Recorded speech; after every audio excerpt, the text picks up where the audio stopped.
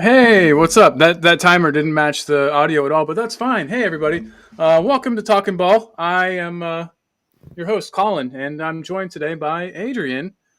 Adrian, what's up, buddy? How's it going? Fine, fine. Yeah, I'm, I'm glad the transfer window's actually closed. I think I'm not alone in thinking that. We're all just find it a frustrating, it's frustrating affair, isn't it? It's just, uh, it's slow. It's slow for us usually. I don't think it's any quicker for other teams, to be honest with you. Just that sometimes you get deals done quicker than others. I think actually doing late deals has actually suited us this time because if Xavi Simmons and Randall Kolo Muani had been available earlier, or if clubs hadn't believed Muani only wanted Juventus, I don't think we'd have got those two players. So I just think that's just positive because we were late in the window, and we've actually brought in four players that are cooked that can walk straight into the team. We've never done that before, so that's a positive. We're still short in areas, but yeah, I'm sure we get into it. Oh, absolutely. But yeah, good to have you, man. Thanks for joining. And I totally echo your sentiment there. Transfer window, it's a lot of fun. It's a fun time. There's always excitement, a lot of buzz around, but yeah, it's kind of exhausting, and it's good to be able to relax and think solely about the football and not who may or may not be coming in and all that. So yeah, good stuff. Thanks again for joining me, man. And yeah, looks like we've got one of my favorite people already in the chat. We've got Quez. Quez is here, and Quez says it's B window so far. Mm. Hey, that's completely respectable answer, and I don't want to give everything away, but yeah, I think that's a really solid answer, a very fair answer, Quez. So thank you, sir, and I appreciate having you here. Um, but yeah, I mean, like you said, Adrian, we got lots of players in that were needle movers, to steal a phrase I've been hearing a lot this window. And we don't always do that. We kind of have a habit of maybe getting players for the future or players that might be able to contribute to the first team at some unknown future, time. But this time we've actually gotten players in that are immediately able to make an impact, and yeah, I'm pretty happy about it. And I'm Yeah, sure, yeah. yours. As Quez has sort of stated here, we could still do a left back, a left footed centre back, and I would say left winger if depending on how Frank intends to use Kolo Muani and Xavi Simmons because they're both capable of playing out there.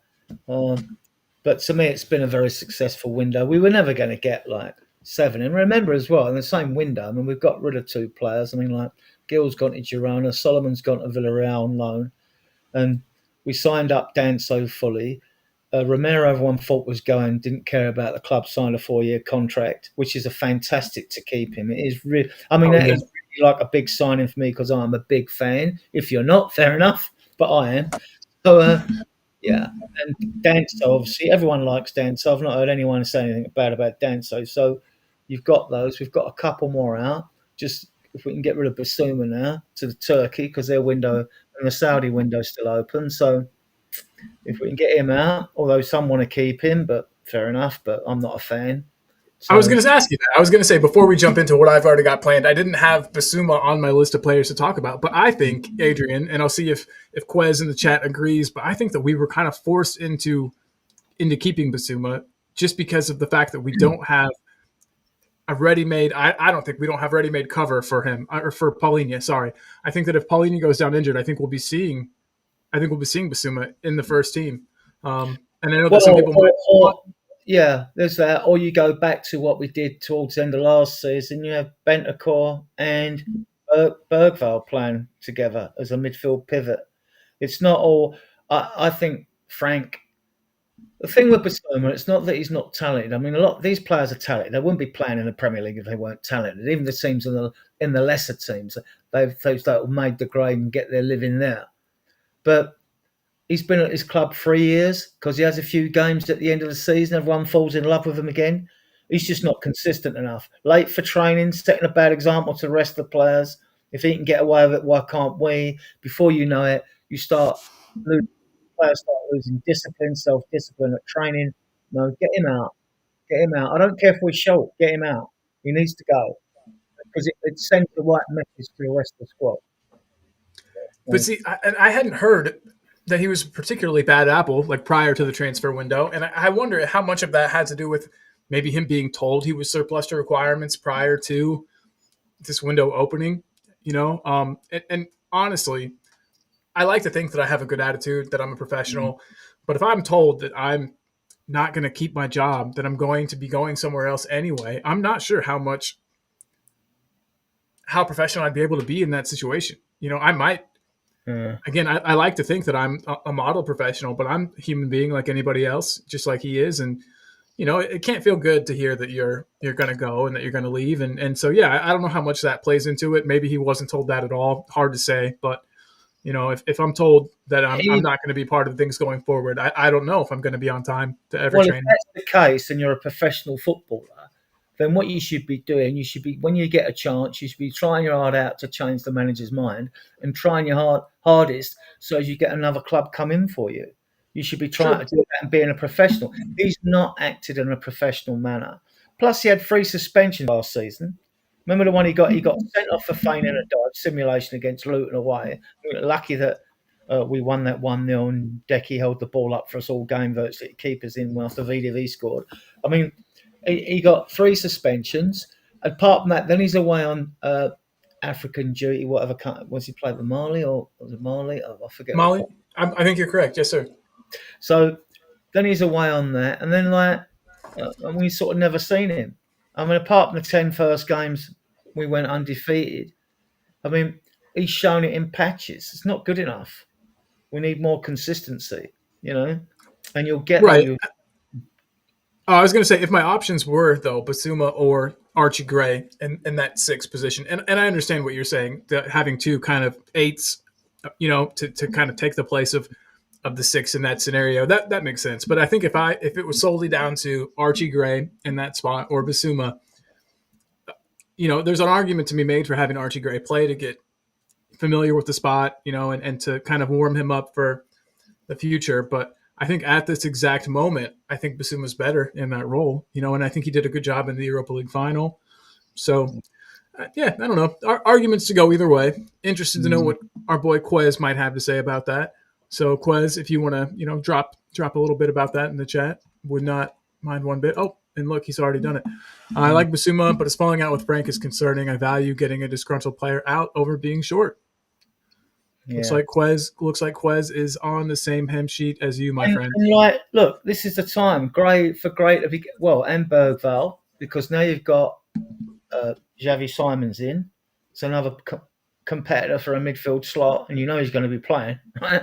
So this is a chance for Graham Bergvall to stake a claim of sort of eights, or because Bergvall's not a 10, he's an 8. He's an attacking midfielder. I don't even like the numbers 6, 8s, and 10s. I don't like all that. And Gray again, he's coming in. He's had 2 games in midfield, one against Brighton, and that half he did okay, and he came on I think Burnley and all that, and he's done okay. He hasn't enough games in there, but he's proved himself in the Premier League. He played all them games at right back, games at left back, games at centre half. So he's proved. To me, he's cooked. I mean, others will disagree with me. Others say, we should have gone out loan or we should sell him, blah, blah, blah. I mean, it's subjective whether you like a player or not. I've followed his career before he come to us. I wanted him. I'd seen him, and I thought this kid's got it. And he hasn't let us down. You might have had 2 or 3 bad games when he's come on, but the whole team was crap last year because we finished 17th anyway. So then you start dipping one player out, don't you? I mean, at the moment, when we get a poor result, everyone likes to dip Brennan Johnson out, don't they? Right? Well, So he's everybody's favourite dog to hit with a stick, to beat with a stick at the moment, and until he scores his next goal. So he's a frustrating player, though, man.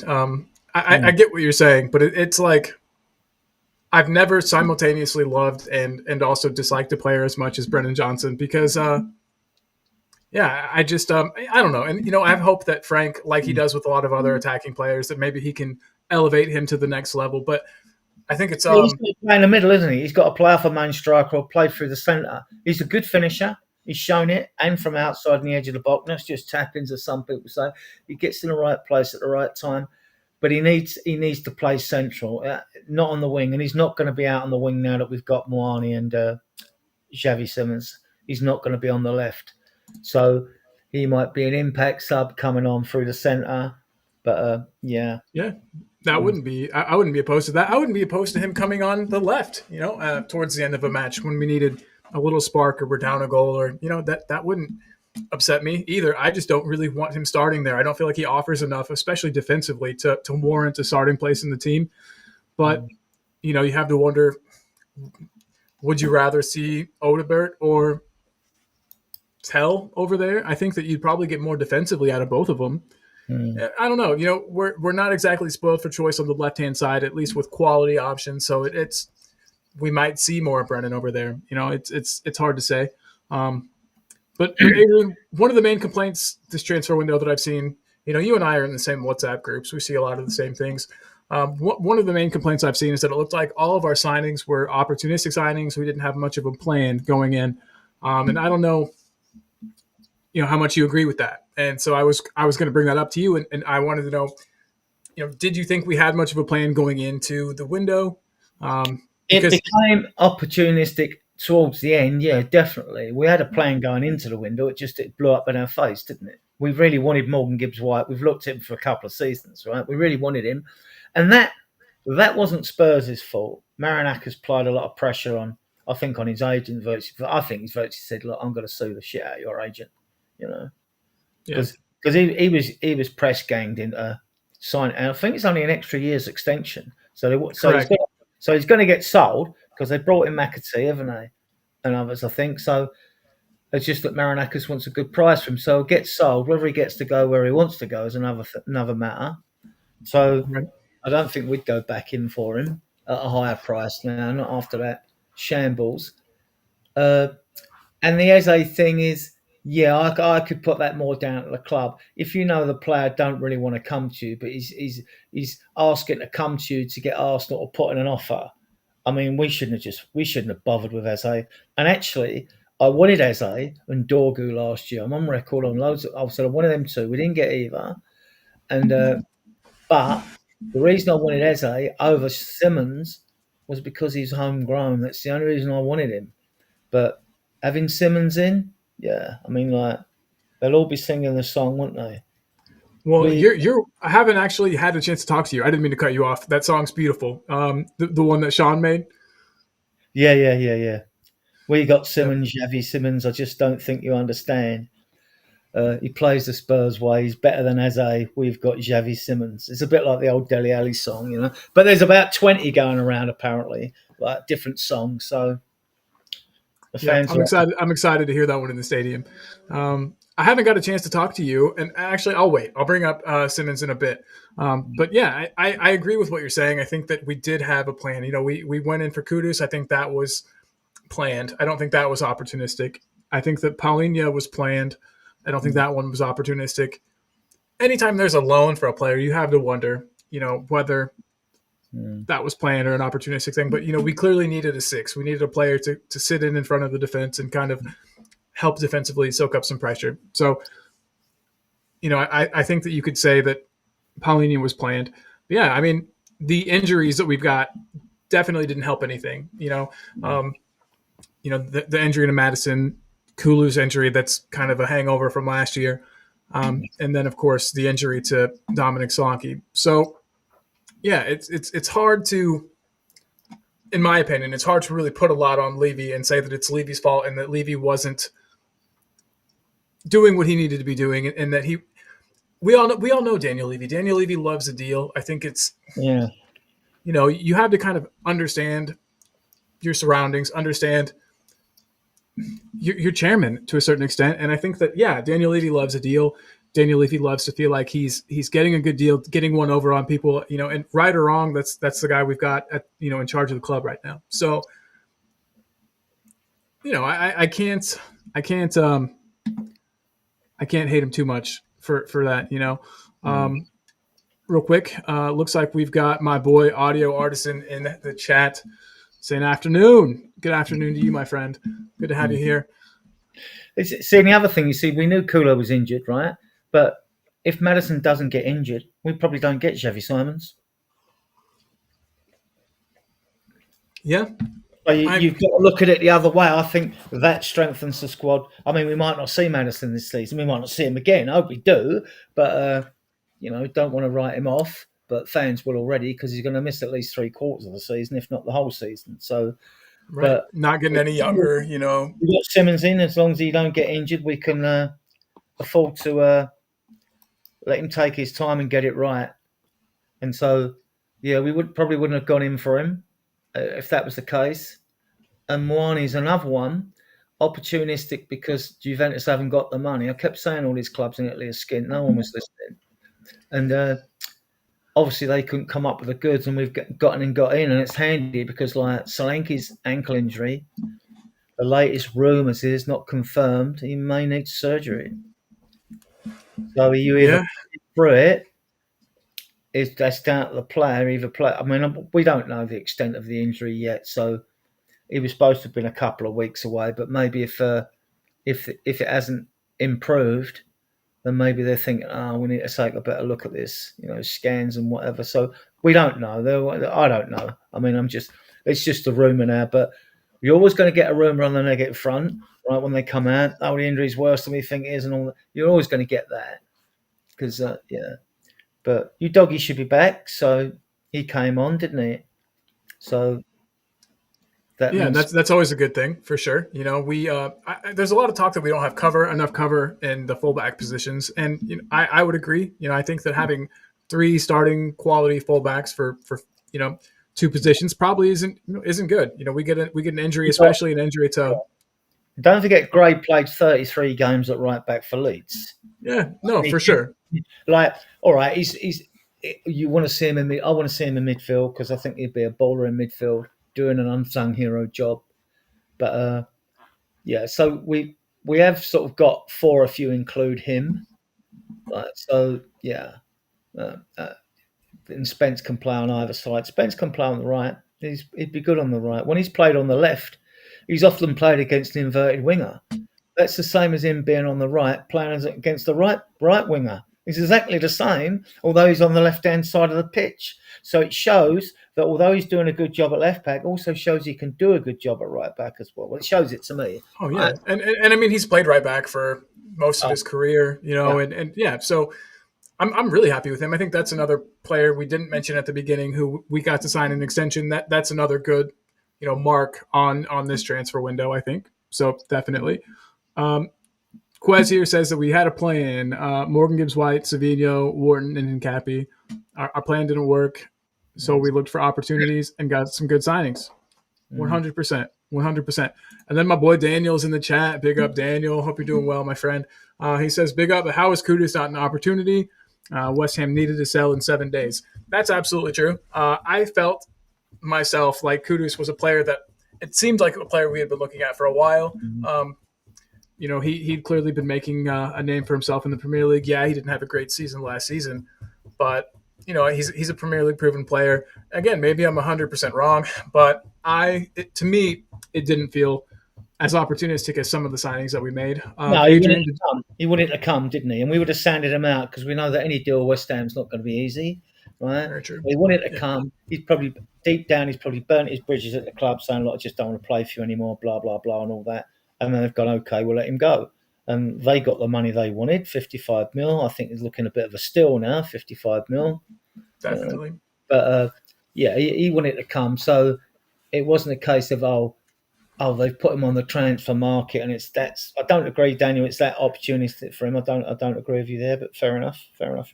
You're entitled Hey, to. man, all opinions are valid here. So, yeah, I do tend to lean Adrian's way on this particular one for sure.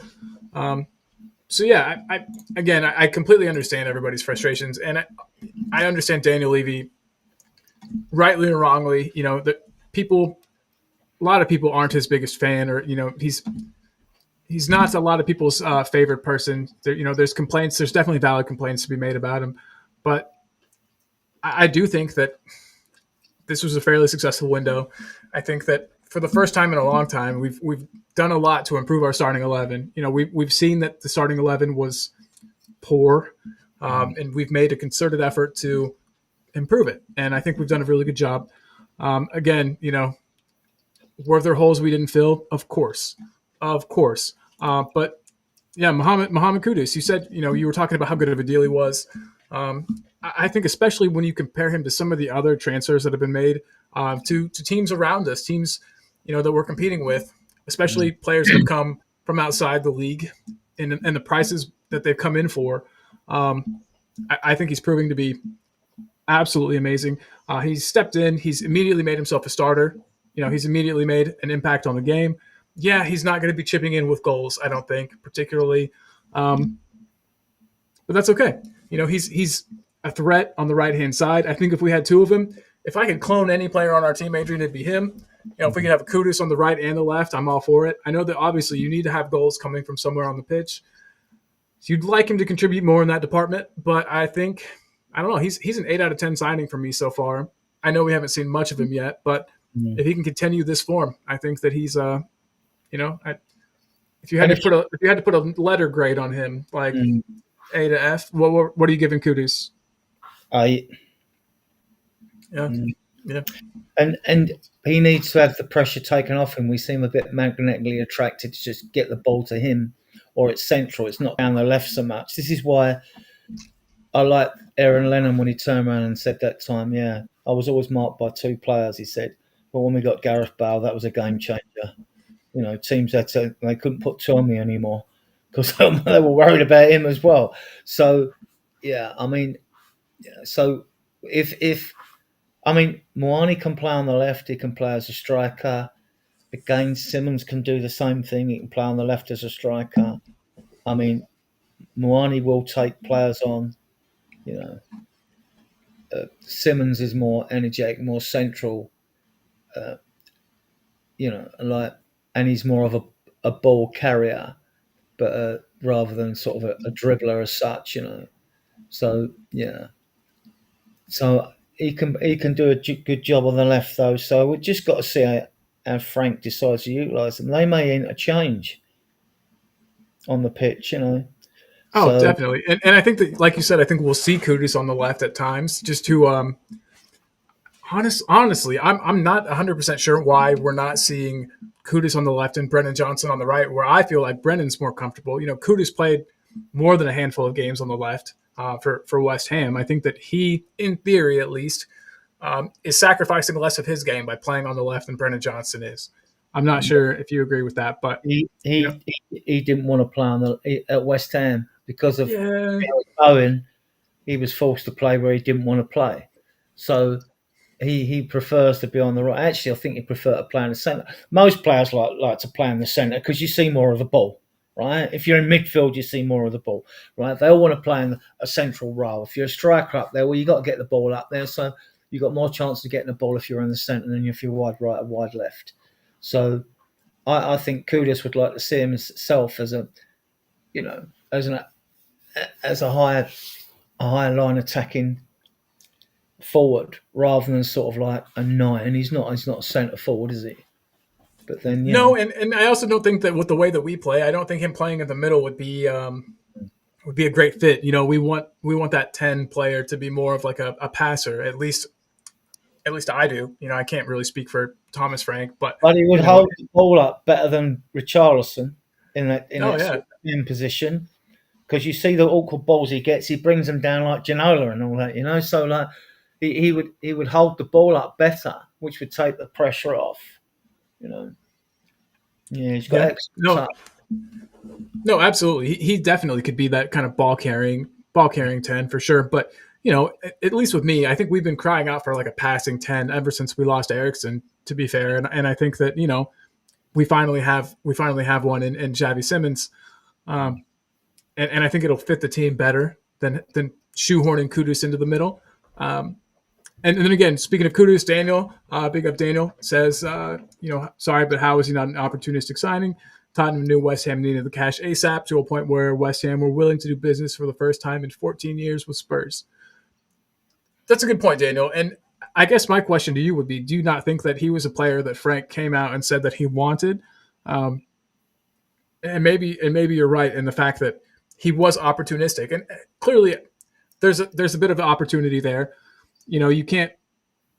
And I guess where I'm coming at is we landed on some of the players we landed on because other teams missed out on them completely. And I'm speaking of Simmons and Kolo Muani when I say that. Those players each had in their minds that they were going to a different club, Juve and Chelsea respectively, and it didn't work out. And then so we kind of came in as like a second choice option for them, and they came here. With Kudus, though, it didn't seem like there were other bigger clubs in for them where it didn't work out. It seemed like we made the approach. We identified him as a target and went for him. It seemed to me, at least, like he was one of Frank's targets, at least with how much he was being utilized by Frank and how much of a big part player he's been. So yeah, I don't think of him as an opportunity signing in the same way as Simmons and Kolo Muani. So that's me there. Not sure if you agree, Adrian. I think he wanted to come to Spurs, and we looked at him. Obviously, and thought that bit of pass at West Ham went so to us a rival. Fair enough, but obviously, like something's happened at West Ham. He's fallen out with everyone, and because if he wanted to stay, the price would have been a lot more.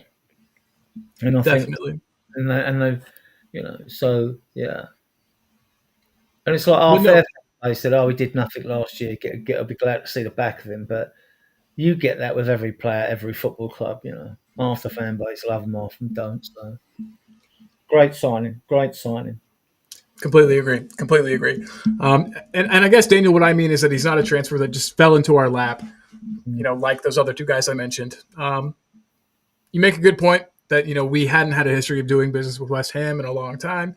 They did need the money, but it doesn't always work out. Clubs need the money, but it doesn't always work out for us the way that this one did. So a little different, I think, than some of the other ones, but I do get what you're saying. I do. It looks like we got Nita in the house. Big up, Nita. Hope you're doing well. Good to see you. I am well. I hope you're well, too. Oh, man. Recovering from a B-Day celebration. Nice. Well, happy belated birthday. And I hope you had a great time. And I hope you get to feeling a little better.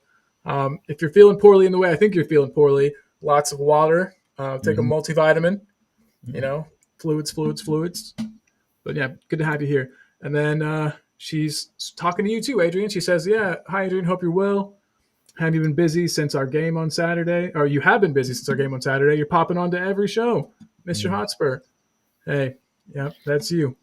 Yeah, keeps people, gets new people to get to know you and get to know our channel as well. So we're not far off 1,500 now. I think we're only about 13 short of 1,500 subscribers, which is pretty good for just over a year. I'm going to have to get your link in the chat here, Adrian. One moment while I do that. Yeah, everybody, if you haven't already, head over to Spurs Diehards TTID, where Adrian and company have all kinds of shows throughout the week for your viewing pleasure. It's a great channel, and really appreciate Adrian taking his time to help out my channel today.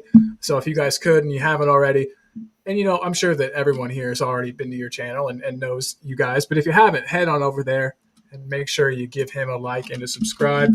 Let me grab that. All right, sweet. Yep, I'll get that pasted in there for everybody. Boom. Need to say, and I remember when Levy sold Trippier, a lot of Spurs fans were in shock. Yeah. There's been a lot of times where I think Daniel sold players that it's kind of shocked some of the fan base. So yeah, Nita, totally feel you on that one.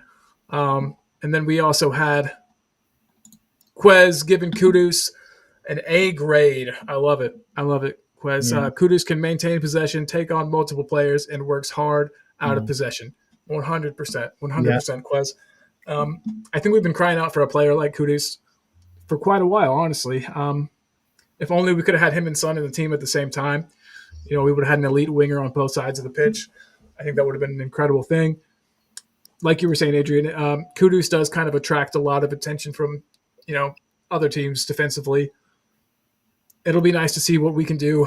Like you said, having Javi Simmons in the team. It's a shame that we didn't get anybody on the left. I feel like we really missed out on potentially having like a really good attack. Do you think that we'll see Kolo Muani on the left at all, Adrian? Yeah, he can take players on. He's You see him primarily on his right foot. I posted videos of him. Right, I've never watched him play 90 minutes. When I watched quite a bit of him once I knew he was coming, and posted videos out and all the links. And but I see him score a couple of belters with his left foot as well. Yeah, And he's fairly two-footed. yeah, he seems to be more right-footed in what I've seen. But once we see him play regularly, but he's a quality player. There's questions about his attitude, or that he drifts out of games. He either gives you, 8 9s out of 10 games, or he drops down to a 4. But we'll see, won't we? And in this lineup, and I think when players drop in and out of games, that also depends on how his teammates are playing around him as well. Because Yeah, nothing happens in a vacuum, that's for sure. So yeah. yeah, you definitely have to take into consideration how the rest of the team's playing for sure. And he's not going to score every game, and Javi Simmons is not going to be brilliant every game. Remember, he's only 22. But what's unique about we signed him on a 5-year deal with a 2-year option. Yeah, potentially 7-year contract. That's crazy. That's not a very Spurs thing to do either. We're usually like a 5-year contract. I was only talking about that to EMF a few days ago before it happened. I said, we was only talking about why don't clubs give players a 2-year option? Because whether you take up 1 year or 2 year, what's the difference? You know what I mean? But then you're guaranteed to keep the player. I think this might become a popular thing with players giving them 2-year options now. Mind you, obviously, he's got to agree it, and his agent's got to agree with it, and he's got to agree with it. But 5 years with 7 years on to 22, 29. If you're only in love with the club by then, we sell you anyway. So, and if you haven't proved yourself in that amount of time either, I think that he will for sure. With Kolo Muani, I know that he went to PSG, and I know the PSG have more money than sense, but the transfer fee that he got, the transfer to PSG for like 90 million euro, like some crazy amount of money like that, 95. Yeah, it was 77 million pound, I think, which must be that. I should have think. That's one source I see. I haven't checked out to see if that's correct, but yeah, and then he got loaned out of Juventus, and they wouldn't come up with the money and pay for him. And we've only come up. I'm not sure what the contract is. I'm not sure we've got an obligation to buy. We might have an option. I don't think we even have an option at this time. So what I saw most recently was that in order to get this done quickly and make sure that we did get him out on loan, we got PSG to agree to let him go with no option, no obligation. But I think that can be renegotiated in the future, or should I say, will be renegotiated in the future. This can work two ways. He can either smash it and you want to buy him, or he'll either smash it and think, "Oh, I'll go to Barcelona or whatever it is." Yeah, but honestly, as long as we get a good year out of him. From the club side of you, okay, if there are doubts about you drifting, about your consistency, then if you don't strike gold with us, we ain't taking up the option. We're not going to want to buy you. So it works two ways. We hope it works in our favour. If he's on song, it will smash it. He will smash it in games. He will absolutely smash it. For sure. I honestly think that even if there is no option, even if it's a straight loan, it's in his best interest to play as good as he possibly can. It's in his best interest to absolutely smash it so that he can get that move that he wants, that big move that he wants, And so I think that even if we only get one good season out of him, I'm a really happy guy personally. So it's in his interest to do well if he wants to get a move up or if he wants to stay. Yeah, absolutely. Daniel saying it was a $5 million loan fee. That's what I had heard too. Daniel, big up there. And Quez says he really likes Kolo Muani. Disappointed it's a straight loan. Yeah, and he's got 2 French mates there in Tottenham. Yes, sir. Absolutely. We've got a little bit of a French contingent again. Yeah. Seems like we like French players at Spurs. Mm. Do they always work out? No. Not many of them have done well for us, apart from No, they have Girona. not. But I'm ready to be proven wrong. I'm ready to be shown that he's got what it takes, and I think he does. He seems like an athletic player. He's got lots of speed, in transition, and Frank seems to like players like that. So I think he's going to be. I think he's going to be a good fit, And part of my worry, Adrian, is that we kind of haven't given Frank. Hold on, sorry, Leo, stop. Get out of there. Mhm. Sorry, my dog's being a pain. But we haven't given Frank, I don't think, a lot of the players that he's asked for. Um, and that does worry me a bit. I'm not sure how you feel about that, Adrian.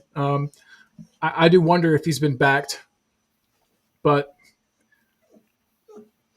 I think that we've given him some good options. Have they been the exact players that he wanted? Probably not. You know, um, but I'm sure he had to sign off on them. You would think, right? Yeah, yeah. Who wouldn't want those four players anyway? You'd want them. They might have Right. been not the ones you. When we wanted Morgan Gibbs White, didn't we? We would have taken Ezzy over Xavi Simons, wouldn't we? Which, Like you said, I think it was just the homegrown factor that would have put as a well, and also the fact that I guess he's prem proven. He's proven in the league, and that's a big deal. That really is a big deal. So yeah, I get what you're saying. It was funny to me though. You were one of the people that were asking for Xavi Simons. People were asking, who we were going to get, who we could have come into us if it didn't work out for Eze or Gibbs White, and you were bringing him up, and everybody would shoot you down, Adrian. You had some people being kind of rude to you, to be honest, in some shows where I was on with you as well, calling, just saying, Adrian, we're never going to get him. Why are you even bringing him up? And he's going to Chelsea. yeah, yeah. Why would he want to come here? And so yeah, whenever we got him, I was kind of like, wow, they owe you a bit of an apology, sir. But I get it. Well, I get that it didn't seem particularly likely, but anything can happen in football, like we've seen. The transfer window is a wild time. So yeah, in the past we'd have missed out. We'd have got a second or third grade option or something like that. But we've stepped sideways. We've gone from quality to equal quality. I think Simmons is as good. I think Eze's the more maverick that can give you that brilliance and all that. But I think Eze is better. I think Eze will give you more consistency and more energy on a basis like of games played. I think he will. You always hear about Eze, or still would have loved to have had. When he gets one of these wonder goals, but it's not like every week. So, and I haven't watched. I mean, although I like Eze, I mean, technically superb. Watch videos of him and all that. So oh yeah, for sure. I'm not saying if we'd have got Eze instead of Simons, I would have been happy. I would have been very happy. What I mean? Same as I am now with Simons. So I don't think there's a lot between them. To be honest, they're different gravy though. They are different Very gravy. very different, actually. I do think that Xavi's more of a passer, whereas I think that Eze is more of a ball carrying player. They both have a good shot from distance on them, so that's a similarity there. But yeah, I think that if you want a player to kind of pick a pass to unlock a defense, I think that Xavi Simmons is your player. I'm going to switch back and forth from calling him Simmons and Simons because I don't know which one it is, and I Mm-hmm. can't pick one to stay with. So I'm going to go back and forth. So just warning Mm-hmm. everybody about that. But yeah, I think that he's definitely a better passer of the ball. Not to say that Eze can't put in a good through ball. He absolutely can. But I just think if you're trying to unlock a park defense or with passing, then Simons is your guy. So that's me there. And like I was saying earlier, that's the type of 10 that I wanted for Spurs. Mm-hmm. So I'm happy. I'm incredibly happy with that transfer. We've got him for, like you said, 7 years potentially. He's a young guy, but it's kind of unique in that he's so young, but he's got so much experience already at such a high level. He's played in, I guess he's played in the Dutch league. He's played in Germany. He's played in France. I don't think he got much like senior time, if any, with with Barcelona, right? I know that he came through their academy, but I don't think he got any time on the senior team. But yeah, and then also Champions League experience. You can't discount that. So I'm really excited to see what he can do for us. Excited to see what Frank can do with him.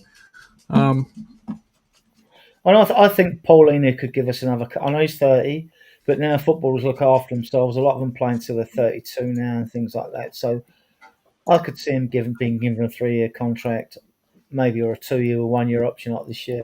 He'll be fine. In 23-24 season, he made the most tackles in the Premier League. I mean, he was crap against Bournemouth, but so was most of the team, apart from the goalkeeper, really. Uh, yeah, so yeah, I can see him him being taken up, paying money to get him. We seem to have a good relation with Bayern. Uh, yeah, and as for Moani, we'll see. We'll see with him. I know people have got reservations about him. His consistency. That's it. It's not his quality; it's his consistency. For sure, for sure. And you Now, know, now the he's type of player that he is, he's not a hold the ball, you know, like a hold the ball up kind of a striker, you know, and like a back to goal type striker. He's more of that in transition type of player. Not to say he can't hold the ball up, he can, but that's not his like number one strength in my opinion. So yeah, I mean it's a horses for courses kind of thing. You know, you've got to make sure you're playing to their strengths or playing to his strengths. But yeah, I think we'll definitely get good games out of him for sure. and I think the club have done a wise thing. I mean, getting him on the loan because if if you sometimes you can give players a contract, they're multi-millionaires, they lose their hunger, and you get a drop off with some players when they sign a contract. We've had it with players before. I think Bassoon was one like that. There's no reason why he shouldn't have upped his game. And yeah, I mean, we had the likes of Adi Boyor and players like that in the past that the same. They suddenly play well before when their contract's up for renewal. And once they get the contract, they're back on like slow burner again, like So yeah, Yeah, so I do think it'll keep him hungry for sure. You know, he's going to have that hunger and that want and need, I guess, to prove himself. Because he's going to want a contract. He's going to want some kind of security for his future financially and just for playtime. So, yeah, I do agree that that's a good thing. If nothing else, just to keep him honest and working as hard as he can. Like you said, he's not going to get not going to be able to afford to be lazy at all because he's not guaranteed anything at this time. So that's a good point there too, he's Adrian. Yeah, either playing to stay at Spurs or playing for a bigger move. yeah, So absolutely. he's got to be on the ball. Yeah, Daniel's right. Yeah, I mean, like I get this when people compare players, but a lot of times it's comparing apples with oranges, and we just want Simons to do well at Spurs, no matter how well as he does at Arsenal or whatever. You just want Simons to do well and have a good career at Spurs. And I don't see why he shouldn't. He's got all the talent going. He really has. He's For such a sure. talent. And people's main worry, I think, with players from other leagues is if they'll be able to handle like the physical nature of the league. And I think that he's well equipped for that. You know, he isn't a big guy at all, but he does a lot to stay on his feet. You know, he doesn't go over particularly easily, in my opinion, from what I've seen of him at least. And I think that's a good thing. I think that bodes well for us and for his, you know, adapting to the league.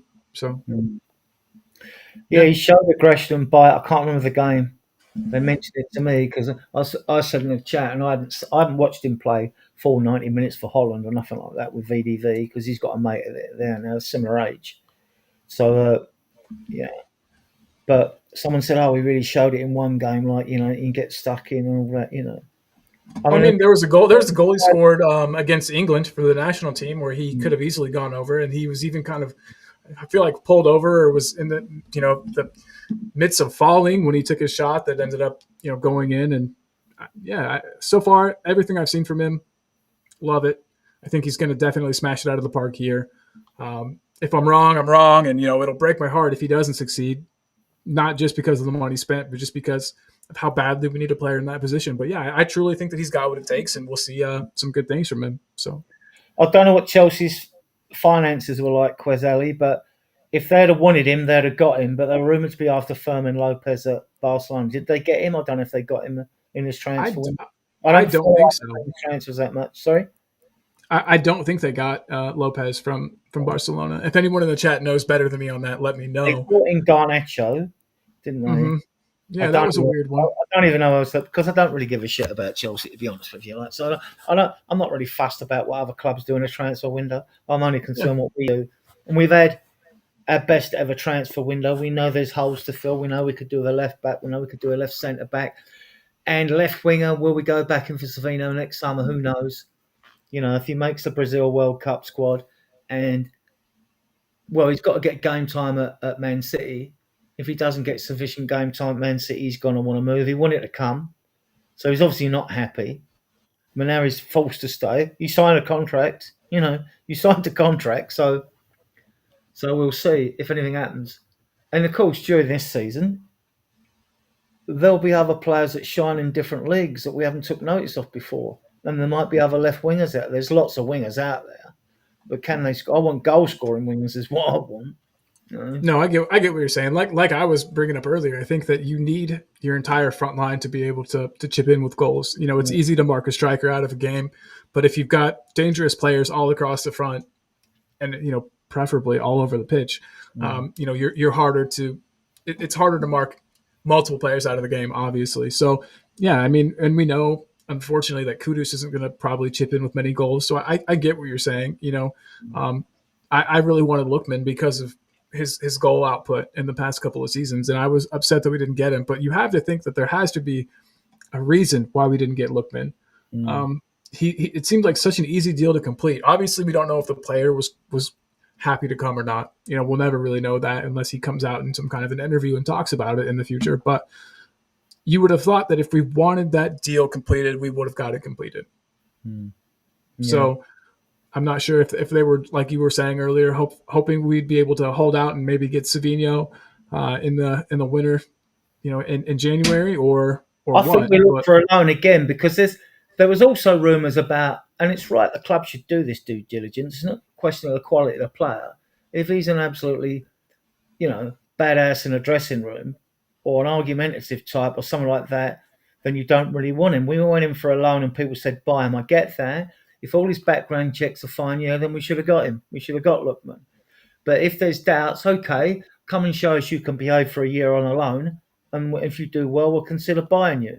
I love loans or loans to buy. I love them deals because they're no risk. If players don't perform, you just send them packing. So and it's like you and Daniel Levy both, my friend. yeah, I mean it's like Tell. We haven't seen enough of Tell to convince us he's worth the money we paid for him, but they've obviously seen a lot of him in training that they like to pay that, and they got a reduced fee on him to get him to come into the club.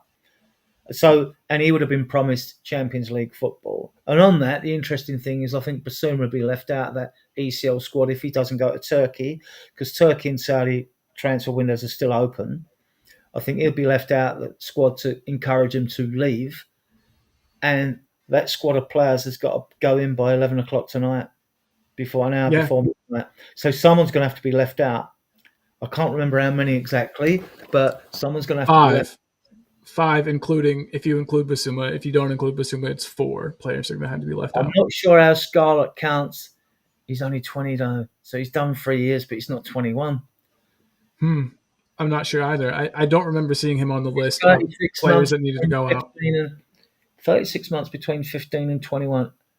He was, I can't remember when his birthday was, but I watched him play as a 17-year-old, so I think he's done his 3 years, but I'm not sure on that. I'm not sure. He'd be close to it if he hasn't. Yeah, so you've only got Austin, so that means you lose players for that. That means we'll be going into Champions League with not 25 players. That doesn't matter so much if you've only got 23 or 22, because you can have as many B-list players to add to that squad anyway. So you're not going to be short in numbers. You might lose a player of quality out of the squad or two or three, but you're not going to be short in numbers for the Champions League. And you only have to put that B-list in 24 hours before each game. So you can chop and change it. And I hope, because there's been concern over what happens if VDV gets injured or what happens if Romero gets injured, and well, surely I don't know if Daniel knows. I sincerely hope that with these loan deals, we've got an emergency callback on them, so we can bring back Vuskovic. We could bring back Ashley Phillips. Probably not You Dorrington. you would hope. You would hope, but I also don't know how much. After last year, you would hope that would be a condition. Look, if we get round to January, you ain't playing them. We'll take them back anyway. But if we need the player back for any injury crisis, that would be in my loan deal clause anyway. If not, we don't take him then. It doesn't But exactly encourage the clubs though to come and take them, because if they're playing well, they're going to want to keep them for the season. I do get what you're saying, Adrian, and there's probably no short list of clubs willing to take Premier League players on loan, but it's yeah, I wouldn't think that they would be dying to include that in there. They're not going to want to send the player back if they're having a good season. they wouldn't. But I Yeah, mean, yeah, you'd have to have yeah. But then the clubs that would have loaned a player, they know you've got a big squad. They know that. Well, look, you've got to have a pretty horrendous. We're not like we're going to have a horrendous injury list like last season. Surely not, right? So they yeah. think, well, it's unlikely to happen.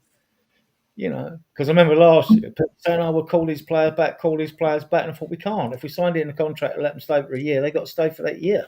You know, so yeah. So I would hope the club would have. Yeah, yeah. So we're going to lose players there again. Mm. Oh, Afcon, is that what you're talking about? Yeah. Yep. I don't think that we're going to lose Kudus. I Is don't think that he's is he Congolese or Ghana, Dan? Ghana for Ghana. Kudus, and I don't think that they've made it. I don't think he's going.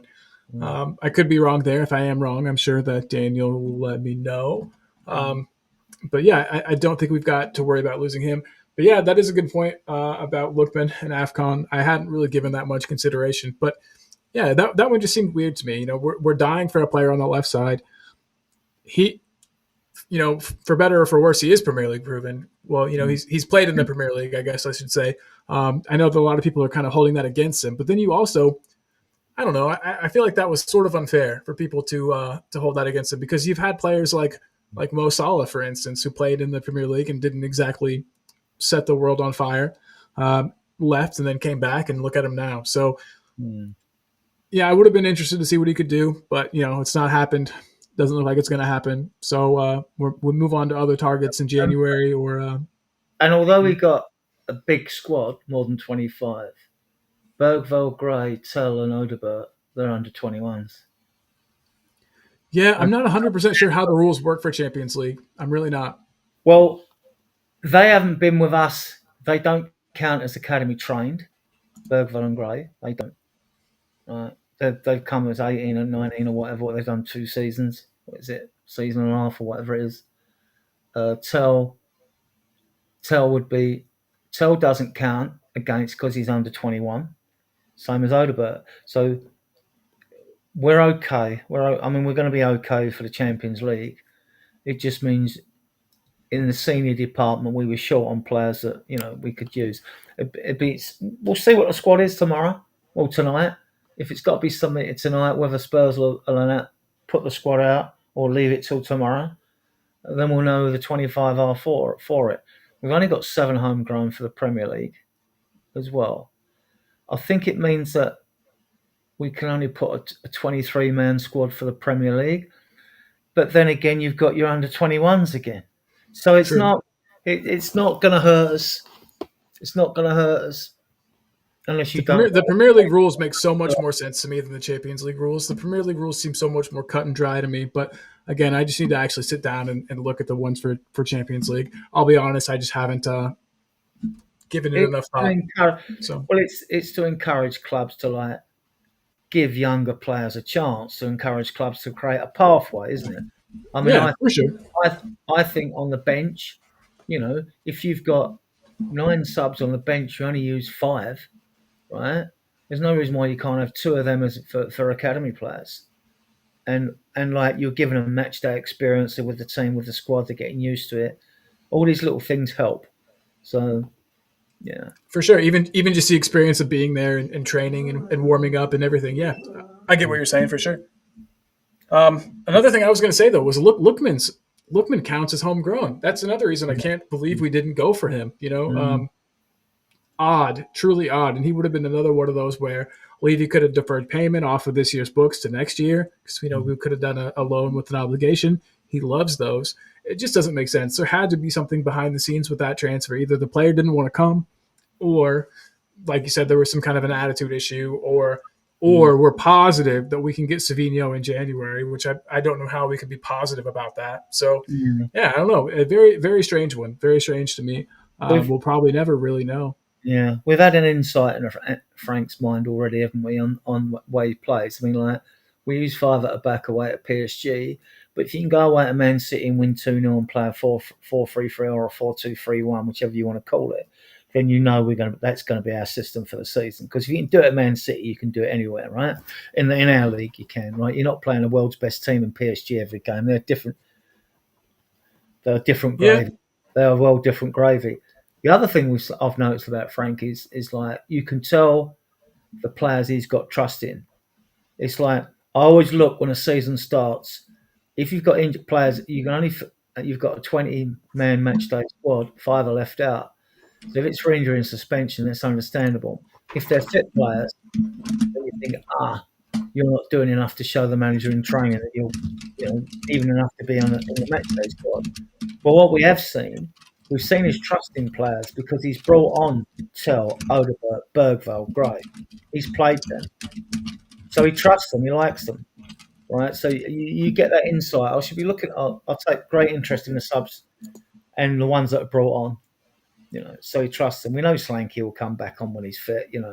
We know your doggy came on as sub, so he's getting closer and closer. He should be fully fit after this international break, your doggy, right? So he's going to be back then. Don't we know Madison's out for at least probably all season, probably, but I think Decky will be back by Christmas. He might be back a bit earlier because he's built like a tank. So, and that'll be a bonus. Decky's a weird one. I think he was originally supposed to be back like October, November, and then the last thing I saw was that it had been pushed back a bit to like January time. So yeah, I'm not really sure about Decky. We'll have to wait and see, of course. But yeah, I'd love to have him back. That would be really nice to have another option there because then, you've got Decky back for, the 10 spot. Suddenly you can put Simmons over on the left. And then you've got to play yourself back into Premier League game, right? So True, I true. can see. Well, we know Madison's injured. We don't know when Dragison's coming back. I haven't written Dragison off. I've seen good and bad, and I haven't written him off because I see him play well in the Euros. He's played okay for us, and he got sent off, and his positional play was questionable.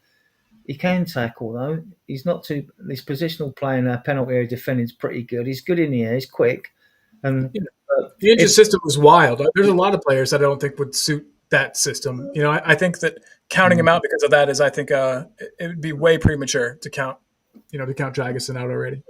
yeah, because when he got sent off, uh, it was when we were pushed up on the halfway line. He wasn't goal side of the player and all that. So like, oh my god, surely you must know this. And like so, but yeah. So, but I don't know when he's back. So you could virtually say for our Champions League squad that you could safely leave Decky out till January when you have to resubmit your quota of players. I think you can bring in a new signing, only one, I think, unless it's two. Uh, so I think at least if Decky gets left out of the Champions League squad, Madison will be left out of the squad. Though he'll be added to the homegrown for the Premier League, even though he's injured, just so as we ain't penalised further. Um, yeah, so that's why Davies and Johnson wouldn't have been going anywhere in a transfer window because like we needed them as homegrown. True. Yeah. So Dragoson, like you say, Madison, they may leave Kingsky out again. You've got to have two goalkeepers, so it So looks what I had seen for the Champions League was like that we probably will leave Kinski out because I think that the way I understand the rule is if you have only one, so you would put in two goalkeepers, but then if one gets injured and you've got only one goalkeeper, there's a rule where you can kind of like emergency bring yeah, another goalkeeper back. So that way we would be able to bring Kinski back in if there was an injury to Vicario, yeah, from how I understand it at least. So yeah. We've seen some tactics, haven't we, with Danso and Bergvall's long throws, which is good. Shows they've been doing something on the training ground. And there'll be probably no one at the club now for this next days up until for the next 13 days till the 13th when we play West Ham away. I mean, most of our players will be away. I don't know what Frank's going to be left with at Hotspur away, but it's a good time for him to swap on opposition. We play West Ham on the 13th, and on the 16th we got Villarreal at home, and I'm glad we got the first Champions League game at home. That we ain't flying off somewhere and then have to come back because them trips. So many clubs' form seems to dip after they've played away in Europe for some reason. So yeah, and West Ham, wait, sorry. Can you repeat the last thing you said? So many clubs' form seems to dip when? yeah, after they come back from a European game when they've Yeah, played for away, sure. we're at home Travel for. travel involved. Yeah, it makes sense. So we're at home in the first game. So Villarreal, where Solomon's gone on loan. Yeah, that one's gonna be weird. Is he able to play in that match? Do you know? I think he Yeah, I is would have thought from so. Yeah, everything I can see. I think I would have thought that would be a UEFA rule anyway. I would have thought it was one of their rules. I know we've done it before when we sold loan players here to Premier League clubs. Said yeah, they're not allowed to play against us. I think our rules, unless our league rules have changed as well, but not in Europe. I think if you're part of the squad that's listed, then you're entitled to play. If it's submitted, then you're entitled to play. So yeah, um, Sorry, texting the wife. One right, moment, right. but no, I'm doing a pretty good job listening as well, so I Mm, don't have to give anything my full attention. But yeah, I would think too that you're right. If I think that rule only counts in the league, so it would be very Spurs for Solomon to score a goal against us. To do some damage against us. It would not surprise me in the least. mm. As long as we win the game, this is about points rather than amounts of goals. I mean, as long as we win the game and start off with the points, I mean, we're going through to the next either the playoffs or whatever because it's like we'd have to finish 25th not to play the extra two games. That's not going to happen. We'd have to Yeah, have a worse injury list than last year for that to happen. That's not going to happen. And our group, we got a great group, and I think our group's superb. You couldn't have picked a better group. Apart from yeah. PSG away, we're capable of winning the other seven. And if we We've finish even like showed PSG we can give them a game. So, and I yeah, know everyone will say, "Oh, it was preseason." I don't care. I'm not mm, buying that. I think that we go out there with the exact same tactics we did the first time. We mm, might be able to get points off of PSG. So I'm excited for yeah, that one as you well. can't go toe to toe with them. You'll get smashed.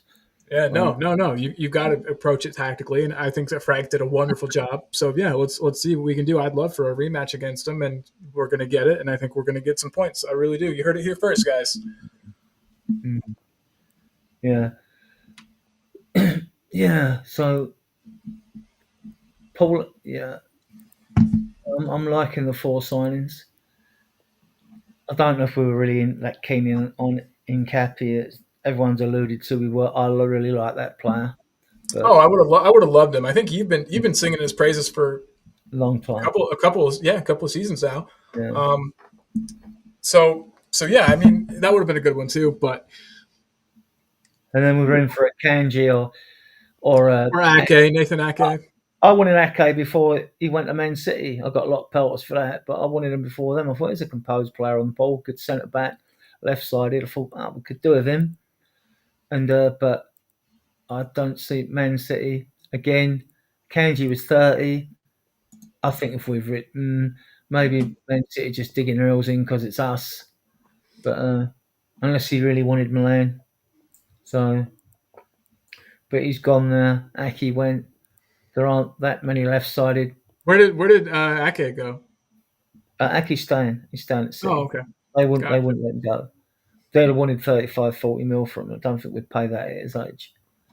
So yeah, I mean, even Guay didn't go to Liverpool, did he? In time, so he's I going to love run. that. I love that. I love that Liverpool got burned for waiting so long with that one. I wonder why they put that off so long. You'd think that they would have explored that much earlier in the window, giving Crystal Palace like an adequate chance to get a replacement in. I don't know. That seems like poor Well, planning they- for Liverpool there to they'll me. have the option now of selling him in January, or he goes for nothing in the summer. Yeah.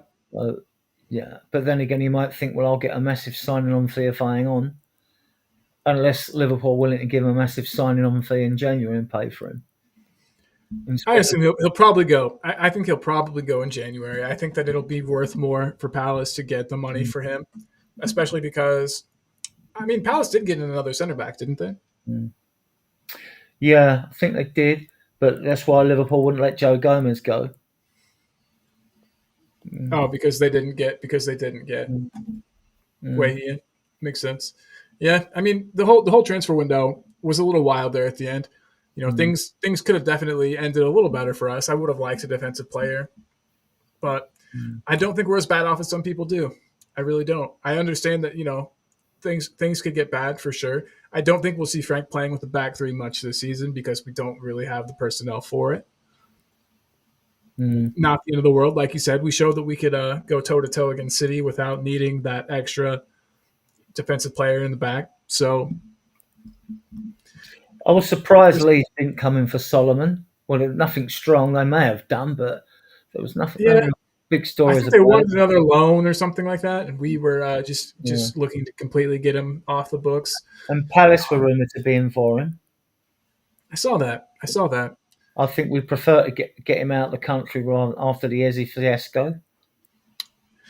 Yeah, that's probably a good point there. We're not exactly looking to do them any favors, but Solomon's a weird one to me because I think if you take politics and stuff completely out of it, which I don't think that politics and football should really overlap in any kind of a way. I don't even want to really get into that very much. But I think that if you take politics completely out of it, Solomon's probably our best player on the left right now, or would have been our best player on the left. So it's a shame. It's a shame that that all has to matter. That came He into didn't play enough football. of it, did we? He had two cameo roles on the right for us. About 15 minutes he came on. Then his best game was away to Burnley when we won 5-2, and he assisted Tom with two of his goals for his hat trick up there when we won there. And I thought, hang about, you look up, you're not one of his head down wingers. I thought you got something about you, and then but they see it in training, so you know, Yeah, I just wonder how much those tweets, those tweets about the whole Israel Palestine situation. I wonder how much that came to bite him. Um, it truly well, did sort of seem more it, political than anything else. it made a bit of it amused me a bit to see him linked with Marseille when they've got a mainly Muslim population there. Like he was never going there, right? Yeah, So it's the same. Yeah, I mean, but it's the sad thing. I mean, I can't be asked with politics at all, really. I watch it out of curiosity. It makes me laugh because I think most of it's nuts, and especially in your country, I think it's completely mental over there. Like, but yeah. like I This look at country is some of the wild. things, but yeah, but like you say, you politics has got involved in sport now, all sports now, and it's not going to go away. I think it's a shame. Used to try and keep. I mean, we had the Olympics once where America didn't go, did they? Because that was over politics. Like, so the Americans didn't show in Russia, wasn't it? So no, you're not going to stop it, unfortunately. But it's good stories for the media, isn't it? But Yeah, yeah. Like you said, I hate politics. Um, but okay, so jumping forward, Adrian, mhm. um, we've already talked a bit about the Champions League. Where do you see us going? Like with the squad that we've got, assuming that there's no major additions in January, do you think we've got the squad to actually compete in the Champions League to like the fullest extent? And by that I mean, is there going to be a point where we're going to have to kind of make a choice, I guess, between playing our best team in either the league or the Champions League? And if that did happen, which would you prefer to put all our which basket would you want to put all our eggs into? Well, realistically, we've got more chance of winning the League Cup and FA Cup. 6 games to Very win the true. FA Cup, 7 games to win the League Cup because the two-legged semi-final, which I think will get scrapped eventually. So 6 games, but if you want to win a Champions League, it's 15 games. It's a lot more games. I I can see us in the league finishing anywhere from fifth, sixth, or seventh if we hit good form. Uh, in the Champions League, I can see us getting to the quarterfinals. But you see, you never know. If we're in good form, your confidence goes up. You start to think, well, hang on, we might go a bit further, or we can win this League Cup, we could win this FA Cup. And then, like, with the Champions League, looking at the league and the Champions League, even now you'd think, well, no chance, right? I mean, that's just being realistic. We're not going to win the Champions League. We're not winning the Premier League, are we? So now you really are looking at your highest league position and a domestic cup, which I think a domestic cup's achievable. We've got Doncaster at home. The last time we played Doncaster at home, I was there. We won 7-2. Yeah. So we got Doncaster at home, and so we could virtually say, barring a nightmare, that we're through at the next round of the League Cup. The FA Cup, if you get home draws, you've always got a chance. We can beat anyone at home. Anyone. You can beat Man City away, you can beat anyone at home. So, but you got to play better than we did against Bournemouth. Yeah, that's true. That's true. Bournemouth, I feel like, was just sort of a perfect storm. I mean, it's sort of a tempered expectations and fans getting overexcited. And I think Frank would have learned something from that as well. Well, he should have, right? Because we did. Uh, yeah. So so I think we could get to the. I mean, even if we only made the playoffs, we're playing 51 games minimum now, virtually. I mean, because you've got the 38 league games, then you've got uh, at least 10 Champions League games because we're not going to finish 25th, right? So if you had playoffs, that's 10, that's 48. Two domestic cups is 50. If you're beating Doncaster at home, you're now playing 51 games minimum. I mean, we could well be playing 60 games. Who knows? I mean, like, stranger things have been able to happen. I'd be putting my money on a domestic cup competition and at I worst, guess seventh. At worst, seventh. And look, I would take the Europa League next. Look, let's enjoy this season before we worry about next season. You know what I mean? But yeah, for sure. I guess my question though is, say we continue, getting wins both in the league. That our league finish is looking like it's going to be pretty good, and that we're still in the Champions League, and we've got to kind of make a sacrifice and not play our best 11 in one of the two. I would guess that you would choose Champions League to kind of rotate for because it doesn't look likely that we're going to win. The higher the league position or the higher league finish we get, the better. It increases our chances of getting some kind of European football next season. So I think if you had to make some kind of a sacrifice and not play your best 11, you'd probably choose Champions League to rotate for. well, we played the youngest midfield ever in Sarr, Graham, Bergville against Burnley, and now you've got Paulinho, Bentancur, Simmons. True. It's not a bad drop off to those three kits if you're not playing them all. If you're mixing those six up, different Yeah. blends, it's not so much a drop off it was like a season ago. Because now we're in a position once Solomon goes and well he's loan and Gill's gone to Girona and like Basuma's out. If we get down to what our squad is, if we do like Frank decides to shape the squad a bit differently and get rid of one of the players, now our players are more saleable. Whereas we were getting nothing for players in the past, we're going to get like I mean, who's not worth 40 million in this team? It's true. Yeah. So we would get we'd get money for them. I mean, like you'd get that for Gray, you'd get that for Bergvall, wouldn't you? You think Even you think you get you wait? You think you get 40 out of Gray? I'm not sure. I'm not sure about that. I think it was over. It was. They said we paid over 40 for him. I don't think it was that. I think with the add-ons and all that, I don't think it was that. Uh, but What do you think we could realistically sell Gray for if we were to have sold him in the past window? I don't think we would have gotten a lot of money for him personally, but uh, he's got a lot of years ahead of him, so that's on his side. He's already played in the Premier League quite a few games, so that's a good thing as well. But yeah, I mean, I don't know. I'm not one of those people that's given up on Gray already. I know that a lot of people have. It seems like maybe not completely given up on him, but there's a lot of Spurs fans, at least that I've seen on YouTube channels, I guess, that I haven't actually talked to that many people about him. But and they, you see some people in YouTube channels that are pretty down on him, and that you've got to don't have a see. lot of nice things to say. I've seen him playing midfield for Leeds. Right, as a necessity, he played at right back, wasn't out of place. And when you look at him, what I say to people is like, okay, all right, if you don't like a player, that's fine. But when I look at Gray, he's coming at right back. Now, he is really a midfielder, right? That's where you see him final position being there as a midfielder, a central midfielder, not this 6, 8, or 10 rubbish that people keep coming out with. Uh, so he's a central midfielder, and he's done well at right back, out of position. You're coming into the Premier League. You're 18 years of age, and you're playing in a Premier League football, the pace of the game.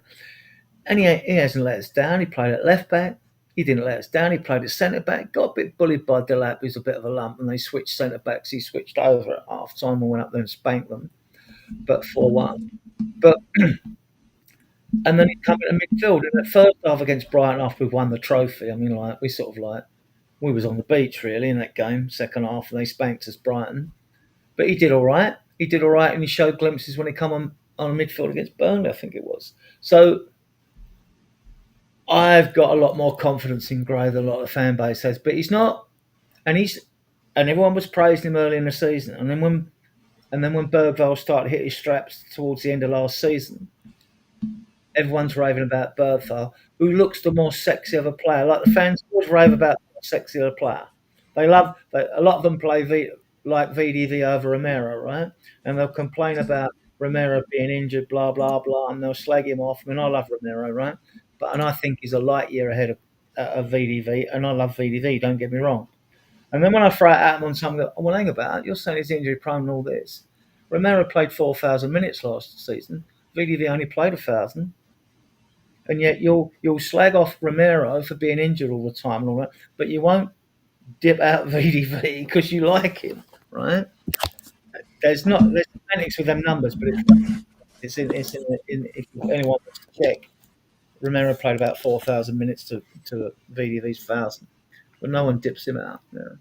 And they're both fine players. They're a great pair, actually. They complement each other. You know, Yeah, I think they do make up for each other's weaknesses, and I don't think that either of them have super weak points to their game. But yeah, I do think they complement each other very well for sure. Um, so yeah, it's a good point. I do think that maybe Romero's had more time in the team, and I think that fans might feel like they've got a better kind of understanding of the player there, and there were times you can't deny where Romero's had these kind of lapses of judgment or concentration, maybe, and let long balls kind of fly over him, not really track the flight of the ball well, and I don't mm-hmm. know, players make mistakes for sure, and if you're Yeah, going to play as many minutes as he did, and I can higher see, chance of you making a mistake. So although people like Spence on the left, I can see you doggy coming straight back on the left because he's a tank there. And if Porro's not on his game, Spence will take his spot on the right. He is the second fastest player at the club, Spence, after VDV. So I can see him coming in over on the right. I can see him playing there anyway because you're going to have so many games this season. Like he's going to be playing on the right. He might even get the odd game on the left if you have to rest you doggy either way. But I can see Spence playing on the right. Uh, I like in, Spence better than Udagi at this point on the left, but I know that we haven't given him a lot of. He was injured for quite a while. We haven't seen a ton of him recently, so I would be interested to see Udagi with this kind of new look Thomas Frank team and see how he looks over there. But yeah, I just think offers us a lot on the left hand side. And again, Bournemouth aside. yeah, I mean, when I think, see, it's easy in hindsight to criticise the manager. I like Frank. He's a thinker. He's got plenty of time to think of the upcoming games with this international break. But there was a case, wasn't there, for Spence playing on the right against Semenyo. He's got the pace. He marked Salah on the left out the game, and Ange didn't pick him at Liverpool away when we got spanked up there. That didn't make sense to me. And I'd have thought, well, you've got a fast, tricky winger like Semenyo, then like play Spence on the right. Even if that means you play Davies at left back, because that's where the threat goes. And if Semenyo switches flanks, then switch your fullbacks. Do the same. You switch as well. You counteract that. So, but I'm not. Look, 3 days in, 3 games in, we got a +4 goal difference. We're fourth in the league, right? We don't look like we're going to, or we did against Bournemouth. But we don't look like we're going to be very hard to beat. We're not going to be beating Bournemouth every week, and I think Frank would be better equipped to tackle a team that play like Bournemouth. Coming up, he'll know. He'll have learnt from it. True, very true.